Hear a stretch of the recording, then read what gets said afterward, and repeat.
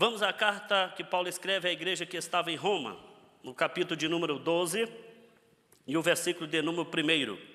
Nós vamos ficar apenas neste versículo e extrair daqui 8 lições preciosas para a nossa vida. A versão NVI, nova versão internacional, diz assim: portanto, irmãos, rogo-lhes pelas misericórdias de Deus que se ofereçam em sacrifício vivo, santo e agradável a Deus, que é o culto racional de vocês. Eu quero mudar um pouquinho e ler a Almeida Revista e Corrigida, porque na NVI falta uma palavra e eu preciso dela. Na Almeida Revista e Corrigida diz assim: rogo-vos, pois, irmãos, pelas misericórdias de Deus, que apresentei o vosso corpo em sacrifício vivo, santo e agradável a Deus, que é o vosso culto racional. Ok? Por que escolhi a carta aos Romanos? Porque a carta aos Romanos ela tem uma singularidade, ela tem uma particularidade muito intrigante. A carta aos Romanos é onde está o arcabouço do apóstolo Paulo, é onde está toda a teologia do apóstolo Paulo, está na carta aos Romanos. A carta aos Romanos era confrontadora, mas ela não é tão difícil de ser entendida, porque a carta aos Romanos possui apenas duas divisões. A primeira vai do capítulo 1 ao capítulo de número 11, é onde o Paulo traz toda a fundamentação teórica, onde o Paulo vai construir todo o raciocínio sobre as doutrinas bíblicas, sobre os temas relevantes da vida, como, por exemplo, a pecaminosidade dos seres humanos, a universalidade do pecado, a eleição, a predestinação, a escolha de Deus. Então, Paulo vem tratando tudo isso numa tratativa apenas como fundamentos teóricos, colocando na igreja um pensamento sobre o que é doutrina. Porém, quando ele chega no capítulo de número 12, ele convida a igreja, convoca a igreja para que dê um stop, pare. Que a igreja pare de pensar, que a igreja pare de refletir, que a igreja pare de pensar sobre doutrina. E alguém pergunta assim: e o que o senhor quer com isso agora? O apóstolo Paulo vai dizer: não vamos falar mais de doutrina, não vamos mais pensar sobre nenhuma corrente teológica, agora é hora de nós colocarmos em prática tudo o que já ouvimos sobre Deus. É momento de colocarmos em ação tudo o que aprendemos sobre Deus. Vocês entenderam de que o pecado é universal? Sim. Entenderam que toda a raça humana está debaixo do pecado? Sim. Entenderam que Deus é o governante de tudo? Sim. Conseguem entender de que Deus tem o domínio de tudo? Tem. Então vamos colocar tudo isso em prática. Vamos fazer isto em uma vivência. Vamos fazer isso no nosso cotidiano. Vamos fazer isso na nossa caminhada de vida. E aí é onde ele convoca a igreja no capítulo de número 12. A carta aos Romanos, ela tem outras particularidades. Por exemplo, o autor da carta é o apóstolo Paulo, mas o escritor não é o apóstolo Paulo. Interessante isso, porque no capítulo 16 tem um certo cidadão por nome Tércio, e ele diz que é ele quem escreveu a carta aos Romanos. Naquela época, existia uma profissão chamada amanuense. Era alguém que escrevia ao ditado de alguém. Então, Paulo estava ditando e alguém estava escrevendo. E ele, cidadão, fez a sua assinatura. Nada bobo, né? Aproveitou a oportunidade e falou: deixa eu deixar a minha marca aqui para o mundo saber que eu também estava lá. Fica aqui já a primeira lição: não perca oportunidades. Abrace-as, todas que surgirem em sua frente. A carta aos Romanos, ela vai trazer alguns ensinos, dentre eles o capítulo de número 12. E nesse capítulo aqui, eu quero extrair 8 lições desse único versículo de prática de vida. Como inicia o versículo? Vamos lá? Agora de vez para sempre, pisando acelerado no versículo e vamos exteriorizar o que a palavra de Deus é. Vamos procurar fazer aqui uma exposição das Sagradas Escrituras. O texto inicia na versão NVI dizendo: portanto. Para quem conhece língua portuguesa sabe que a expressão portanto é a conclusão de um assunto. Isso está na gramática de língua portuguesa. Portanto, é a conclusão. O apóstolo Paulo veio caminhando um assunto e no capítulo 12, ele quer fechar o assunto. Ele diz assim: vamos fechar o pacote, vamos encerrar esse assunto e vamos abrir um novo agora. O novo agora é: rogo-vos, pois, irmãos. Alguém aqui fala grego? Não? Uau, por que não? Ninguém fala grego? Repita após mim, por favor. Paraqueléu. Não ouvi. Paraqueléu. Quem disse que vocês não falam? Pelo menos uma palavra falam. Vocês estão igual eu, né? Fala poucas palavras em inglês. A expressão parakeleo, aqui, que nós temos na nossa Bíblia como rogo-vos, e é interessante isso aqui, porque o apóstolo Paulo usa esse termo, porque ele coloca aqui a palavra rogo-vos. Se fôssemos olhar no dicionário de português, era pedir, solicitar, convidar, convocar, chamar. Mas no grego tem outra conotação, ela traz outra estrutura. O termo grego aqui, parakeleo, é chamar para estar ao lado. Então o apóstolo Paulo está dizendo o seguinte: nós fomos chamados para estar ao lado. A grande pergunta é: quem chamou? E aí, se você for aprofundar o assunto e estudar essa expressão rogo-vos, que é o termo parakeleo, você vai descobrir que o sufixo, a raiz desta palavra, significa paracletos. A expressão paracletos significa Espírito Santo, aquele que consola. Então o apóstolo Paulo está dizendo: a primeira atitude, a primeira convocação, as primeiras iniciativas para que se tenha um culto a Deus não parte do homem, parte do Espírito Santo nos convocando para estar ao lado de Deus. Então você veio nesta noite, não foi apenas porque você quis, você veio porque o Espírito Santo lhe convenceu para que aqui você estivesse.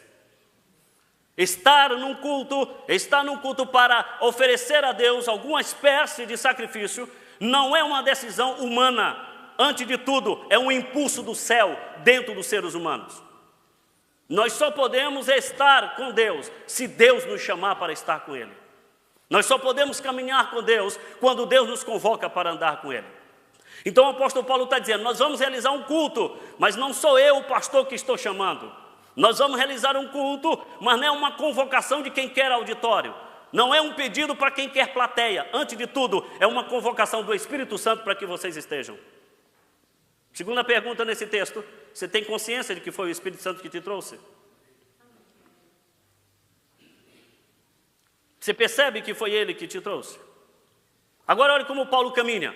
Se o Espírito Santo que está chamando para que possamos realizar um culto, se é o Espírito Santo que está nos convocando para realizar um culto, por que o Espírito Santo fez esse convite? Na sequência do versículo, o apóstolo Paulo escreveu: pelas misericórdia de Deus. O pedido é pelas misericórdia de Deus. Eu já vi muitas definições desta palavra misericórdia, e já vi que algumas vezes se faz uma grande confusão quando quer se definir misericórdia e dar-se definição de graça, porque a misericórdia nada nos dá, a graça nos dá tudo. A misericórdia, pelo contrário, ela priva daquilo que nós merecemos. Por exemplo, merecíamos estar mortos, mas a misericórdia entrou e estamos vivos. Então a misericórdia não me dá aquilo que eu mereço, a graça sim. E tem muita gente que confunde. Agora, o que está escrito aqui? O que o apóstolo Paulo quer nos ensinar com isso? Diga após mim: ouctirmos. Diga comigo: ouctirmos. Vocês falam inglês, que é mais difícil do que isso aqui? Eu até brinquei uns dias atrás com alguém lá do Brasil. Eu falei: como é que pode? Estava na sala de aula um rapaz de quase 2 metros de altura, e o professor decidiu levar o aluno, ou levar o filho, um menininho. E o menino começou a falar com o pai, né, que é o professor, e eu chamei ele e falei assim: rapaz, você não fica constrangido? Aí ele olhou para mim e falou assim: por quê? Eu falei: um homão desse, de 2 metros de altura, perdendo para uma criança, olha como essa criança fala inglês e tu não fala. Ele olhou para mim: e você também não fala? O menino nasceu aqui, né? Não tem nem como concorrer, né? Não dá competição esse negócio. O que o apóstolo Paulo está dizendo? O apóstolo Paulo está dizendo que o Espírito Santo nos convoca para realizar um culto, prestar um serviço a Deus, mas antes o Espírito Santo visita o próprio Deus e descobriu que a misericórdia de Deus foi renovada.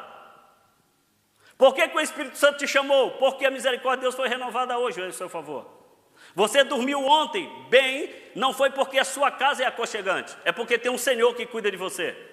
Você acordou hoje pela manhã, não é porque você dormiu com saúde ou se alimentou bem, você só acordou nesta manhã porque Deus decidiu renovar a sua misericórdia e te deu mais um dia de vida. A misericórdia nada mais é do que a porta da vida para que possamos ter oportunidade para viver na graça. Mas a misericórdia aqui que o apóstolo Paulo está mostrando para nós é algo um pouco mais além. Misericórdia aqui no Oak Termos, ele está dizendo assim: misericórdia é as entranhas de Deus, aonde o castigo está retido. É assustador isso, mas o apóstolo Paulo está dizendo: Deus no seu interior reteve o castigo, e porque ele não manifestou o castigo, ele deu a oportunidade. Porque surgiu a oportunidade da misericórdia, o Espírito Santo nos chama. No dia que essa misericórdia cessar, cessou a nossa vida. No dia que a misericórdia fechar as portas, parou. Então nós temos que andar com essas duas pernas: a perna da graça e a perna da misericórdia. Na perna da misericórdia eu não recebo o que eu mereço. Na perna da graça eu vou desfrutando de tudo aquilo que eu não mereço. Na graça eu recebo a dádiva de Deus. Na misericórdia eu recebo a proteção do Eterno. Chegamos aqui sãos e salvos, porque constantemente a graça e a misericórdia estavam trabalhando até chegarmos aqui. A misericórdia estava te protegendo dos acidentes. A graça estava fluindo no trânsito para você chegar. A misericórdia te acordou nesta manhã. A graça te deu saúde para levantar. A misericórdia até esfriou o alimento para que você não pudesse queimar-se, mas a graça deu sabor para que você pudesse saboreá-lo. Graça e misericórdia precisam ser entendidas. Apóstolo Paulo então está dizendo que o pedido do Espírito, o rogo do Espírito, é porque a misericórdia de Deus foi renovada a nosso favor. Terceira pergunta nesta mensagem: você tem consciência de que hoje pela manhã você acordou não como apenas alguém que veio dar um favor para Deus, mas alguém que vive os favores de Deus? Você entendeu que nesta manhã Deus renovou a sua misericórdia por você, não por sua causa, mas porque Ele é o Pai da misericórdia? Você tem consciência de que nesta manhã, ao despertar, ao abrir os olhos, a ver que o seu corpo tinha energia, a levantar-se da cama, a preparar-se durante todo o dia, Deus estava agindo ao teu favor, te oportunizando esta noite para que você pudesse estar aqui para servi-lo? Se você tem consciência, não responda para mim, mas para você mesmo. O que você fez com essa dádiva que Deus te deu? Qual foi o louvor que brotou nos teus lábios? Qual foi o sentimento de gratidão que brotou dentro de você ao perceber que você não merecia, mas Ele te deu porque Ele é bom? Não era nem para me estar aqui, mas Ele é bom. E toda vez que eu faço uso da sua palavra, eu tenho que olhar para Ele e dizer: como pode? A única coisa que eu tenho que oferecer e o que eu posso oferecer para o Senhor são pecados. É a única coisa que eu ofereço para Deus, são pecados. E o Senhor olha para mim e me oferta amor. Como pode eu te oferecer tanta ofensa e o Senhor oferecer graça? Que privilégio, não é? Estarmos de pé como homens pecadores e Deus nos dizer o seguinte: como pecador que vocês são, fiquem de pé e me representem. Fale para outros pecadores, mas falem como salvos, livres do pecado. Isso é a misericórdia. Então o apóstolo Paulo vai caminhando e fazendo esse trocadilho, dizendo que o convite do Espírito, primeiro, é porque a misericórdia de Deus foi renovada. Caminhe dentro do mesmo versículo, não saia dele. Portanto, irmãos, rogo-vos pela misericórdia de Deus que façam o quê? Ok? Na versão corrigida é apresenteis. Na NVI é ofereçam. O apóstolo Paulo está agora procurando fazer uma desconstrução do que era um culto na primeira aliança, no Antigo Testamento, para o que era um culto agora. E ele usa esse termo, apresenteis. A expressão aqui é parastemir. Parastemir é apresentar alguém para ser avaliado por outro. Então o apóstolo Paulo está dizendo: o Espírito Santo te chama, porque a misericórdia de Deus foi renovada, mas Ele está te chamando para que você se apresente, porque alguém vai te avaliar.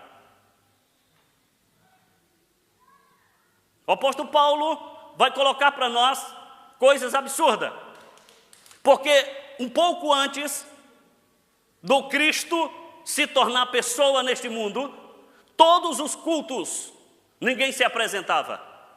Se tivéssemos na primeira aliança, nós adquiríamos alguma espécie de sacrifício, uma ovelha, uma pombinha, coisa do tipo, traríamos à mão do sacerdote, entregaríamos na mão dele, ele se apresentava diante de Deus. E nós totalmente isento do culto. O apóstolo Paulo está dizendo, Deus cansou disso.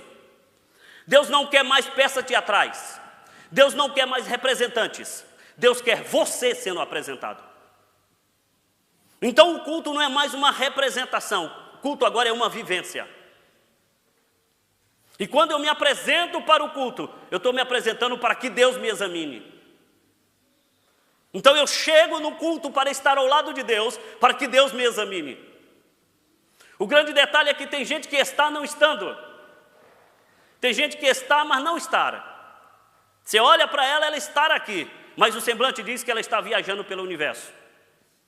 Você olha nos olhos de muitas pessoas, você percebe que o físico está aqui, mas parece que a alma saiu do corpo, irmão Jorge. Eu não sei se ela está no mundo da lua ou na lua do mundo, mas ela está em algum outro lugar, menos no lugar que se vê onde ela está.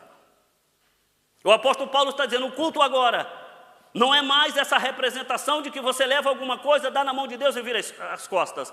O culto agora é quando você está presente e Deus está contigo. Esse relacionamento agora, o Paulo chama isso de culto. Permita-me confrontar você fazendo uma pergunta. Começando pelo grupo de louvor. Você teve consciência de que quando você cantava, Deus estava na frente te ouvindo e te olhando? Wellington, tu tem consciência de que enquanto tu prega, Deus está na tua frente te olhando, te avaliando? Nós temos consciência de que neste ambiente Deus está. E de que Ele olha além da nossa roupa. Que Ele olha além da nossa face. Que Ele preenche e vai à divisão da alma e do espírito. Que Ele vasculha o pavilhão da nossa alma. Você tem consciência disso? Então o apóstolo Paulo está dizendo, o Espírito Santo dá um grito, convidando, Deus renova as suas misericórdias, para que nos apresentemos. Talvez alguém tenha perguntado para o apóstolo Paulo, o que eu devo apresentar? Qual é a sequência do versículo?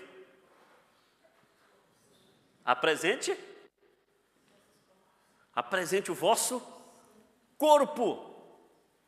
Por que eu li na Almeida Revista e Corrigida? Porque na NVI ela subtrai a palavra corpo. E essa palavra corpo é importante para o texto, porque ele consta no texto original.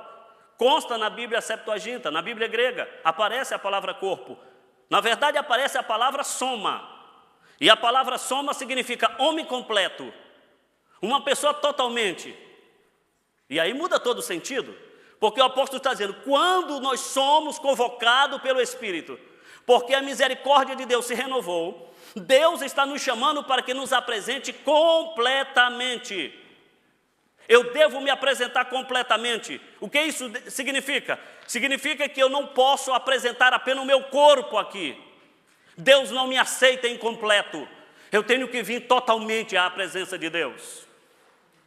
Se você tem problema, pegue o controle remoto da sua vida e quando você chegar na porta do templo para oferecer um culto a Deus, aperte a teclinha chamada stop e diga, parei com toda a trajetória até aqui, daqui para dentro eu vou apertar outra teclinha, o play, porque ele vai tomar totalmente.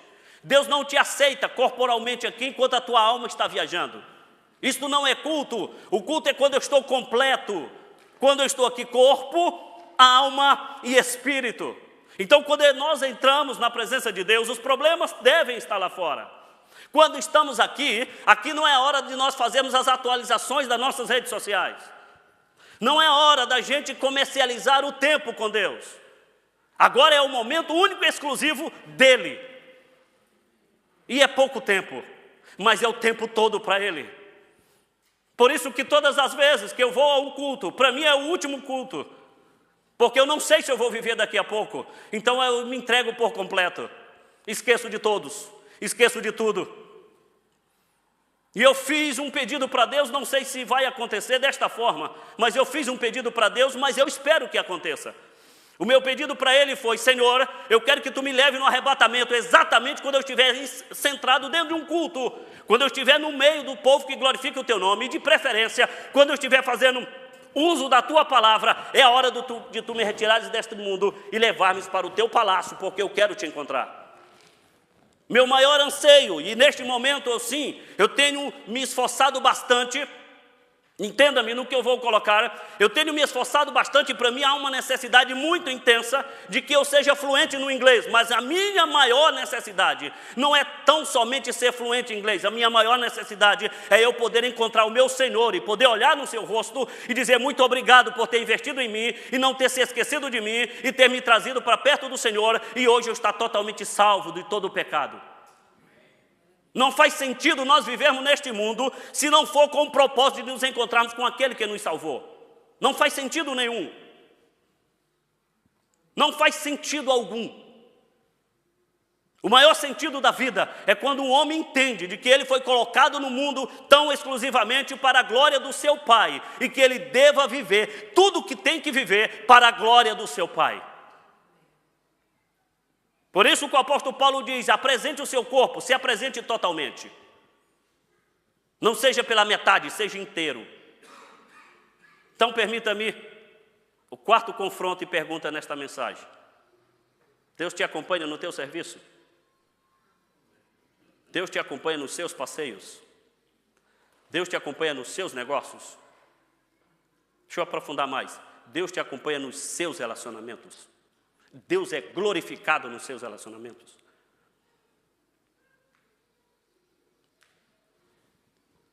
Qual a sua determinação em querer agradar a Deus mais do que a você mesmo? Quantas vezes você tem negado a si, simplesmente para agradá-lo? Qual o seu esforço em querer agradá-lo? A gente vai ao espelho antes de vir ao culto? De vir ao templo? Claro que sim, principalmente as mulheres. E mulher gosta tanto de espelho que tem algumas pessoas que pensam que elas gostam muito de celular. Não, ela não gosta muito de celular, ela gosta da câmera frontal. E como a maioria das telas são escuras, né? Agora são essa tecnologia AMOLED, né? Então essas telas são escurinhas, elas servem como reflexo. Então você vê constantemente mulher olhando para o celular, você fala assim: será que ela está vendo mensagem? Não, é um espelho, ela está procurando o rosto. Mas a minha pergunta é: quando nós estamos saindo de casa para vir ao templo, nós vamos ao espelho olhar se a roupa está adequada, se o cabelo está bem penteado. Mas você já se perguntou diante do espelho, para ele, se está legal? Já? Porque o marido sempre vai perguntar para a esposa: gostou? Está bem essa roupa? Posso trocar? Está legal? Tá. A esposa vai perguntar ao marido. A minha pergunta é se você já perguntou para Deus se está legal o jeito que você está para vir se encontrar com Ele. Você já parou para perguntar isso? Eu estou bem? Porque eu vou encontrar contigo. E eu quero te honrar com tudo. Do jeito que eu estou. O senhor aprova?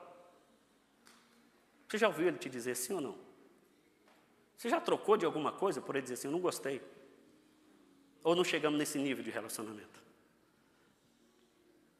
O apóstolo Paulo diz assim: o Espírito, veja que eu estou sempre voltando atrás. Sempre. O apóstolo Paulo diz: o Espírito chama, porque a misericórdia de Deus se renova, para que possamos nos apresentar-nos o corpo totalmente inteiro. De que forma devemos apresentar o nosso corpo? Olhe para o versículo, por favor. Primeiro, ofereça os vossos corpos em... Tem uma palavra aí, sacrifício. Uau! Apresente o seu corpo em sacrifício. O Evangelho, o cristianismo, não é uma ideologia que deva ficar em nossa mente. Não é nada que a gente decora.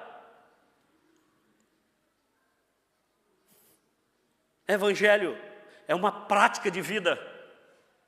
É uma maneira nova de se viver. É um jeito diferente que a gente vive. Evangelho são toda a estrutura de um novo homem, como ele deve palmilhar a sua vida. Um evangelho que não tem confronto. Um evangelho que não tem mudança não é evangelho, é religião. Religião é o que a gente observa e faz da vida o que a gente quer. Evangelho é uma prática.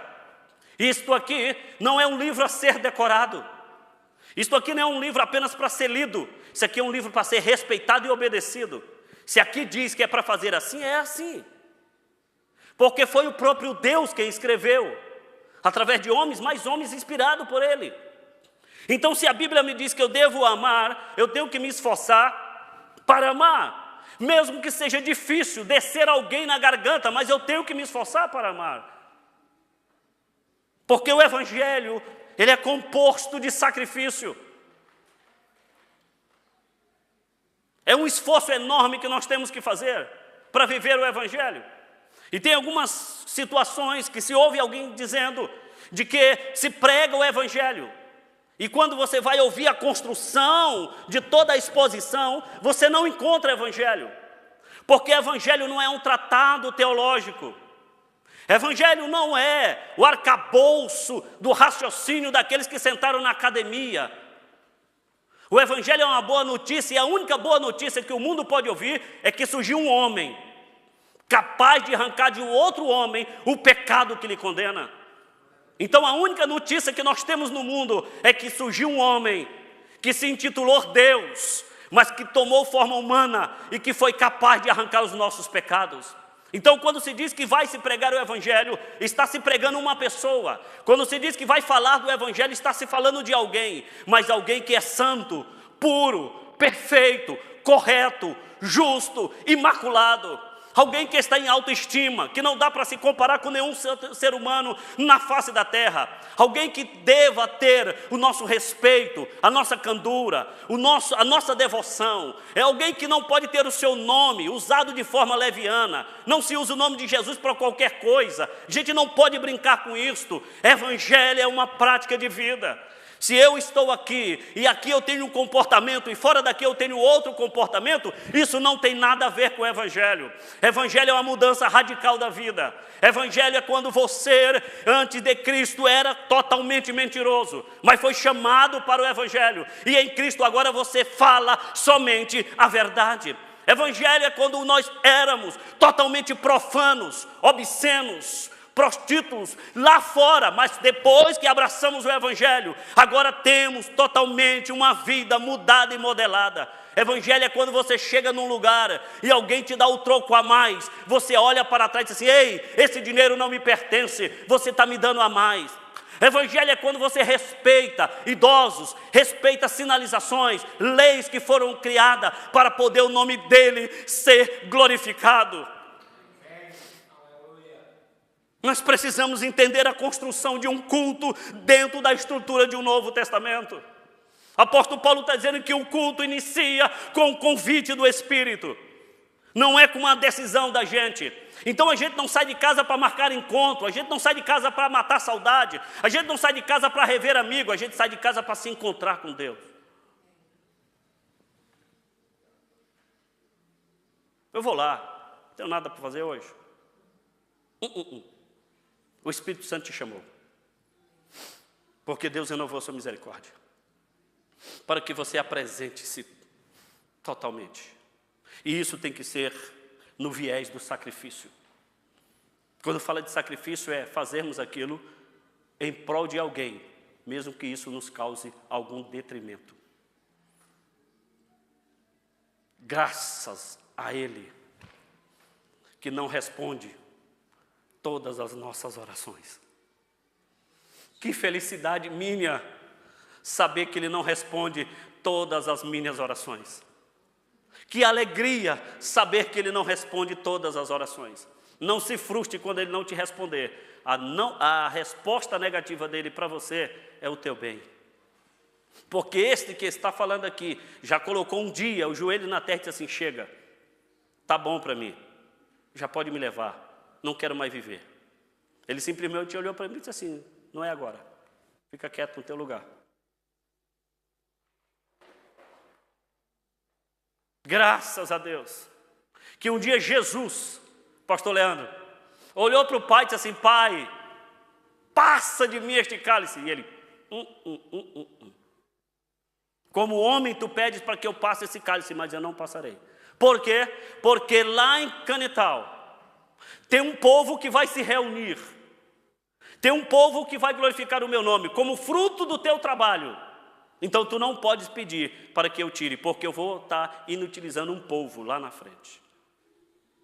Agora, a grande alegria de tudo isso é que o profeta Isaías, no seu livro, no capítulo 53, diz que quando Jesus operou tão grande sacrifício, ele viu o resultado do seu trabalho. E hoje nós estamos aqui como resultado do trabalho dele. Que maravilha. Apresente-se em sacrifício vivo. Apresente-se em sacrifício vivo. A expressão grega aqui é zaou. Zaou é aquilo que é vibrante, aquilo que é contagiante. Você já viu aquelas pessoas que vêm para o culto e aí parece que ele entrou num velório?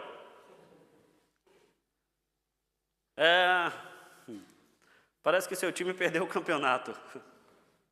Não mexe comigo, deixa eu quieto no meu canto.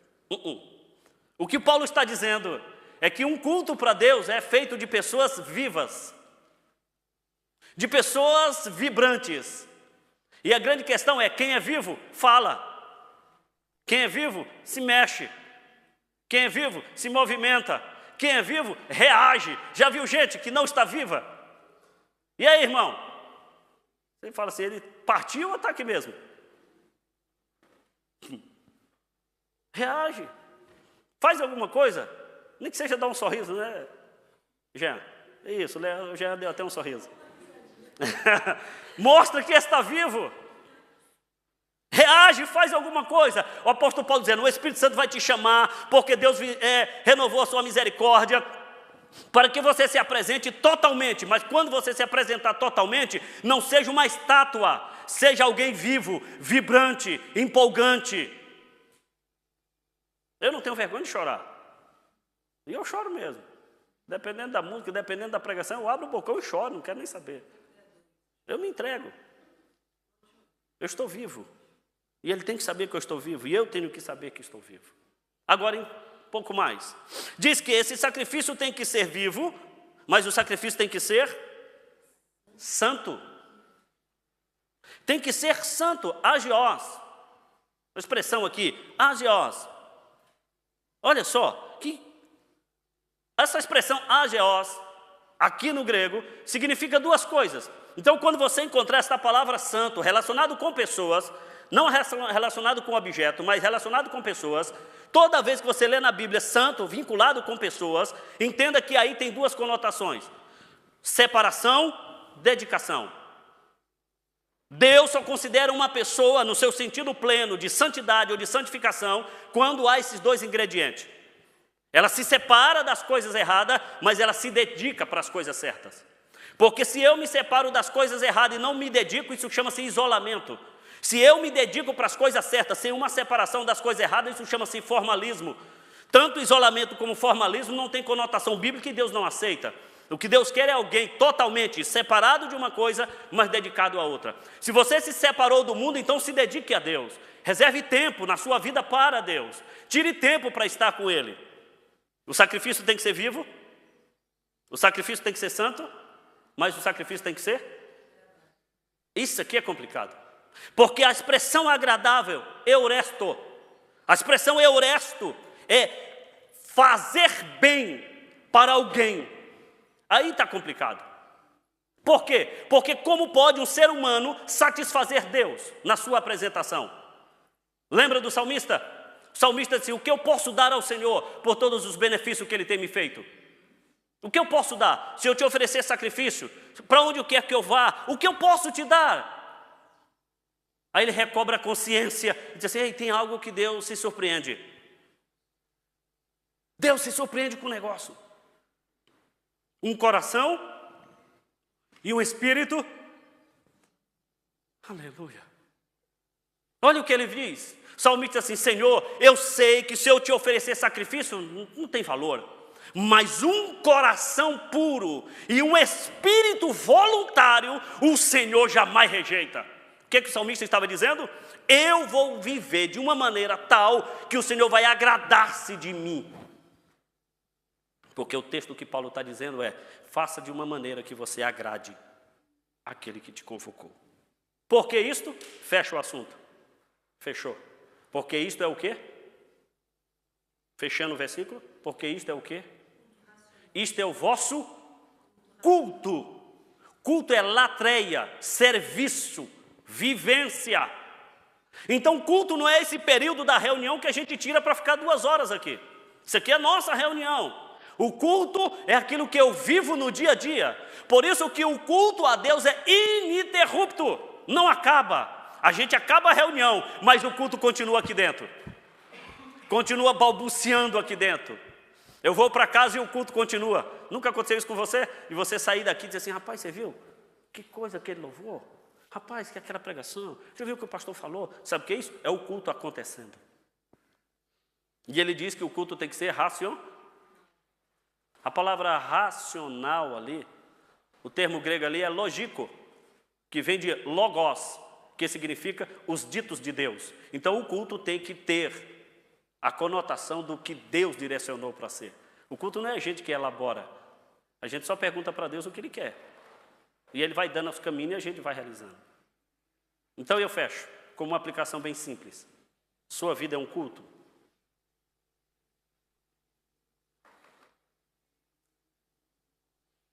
Vou perguntar a segunda vez. Sua vida é um culto? Deus vive em você. Você vive em Deus.